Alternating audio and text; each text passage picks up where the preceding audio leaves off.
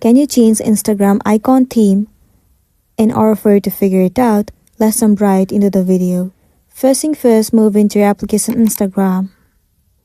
Make sure you are logged into your specific account. Head over to your profile. Tap on this three horizontal line at the top right corner of the screen.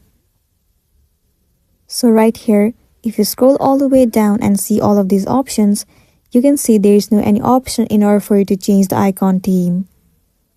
And even if you go back to home screen and tap and hold it, you can see none of the options are available in order for you to change the theme icon of Instagram, which means that the Instagram icon theme is by default, so you cannot change it. There is no any option or the feature in order for you to change the icon of Instagram. If you really want to change it, then you have to wait for a while for the Instagram to update this feature, and then only you'll be good to go. So that's the end of the video. If this video really helped you, give it a like and check out our next tutorial. Thank you.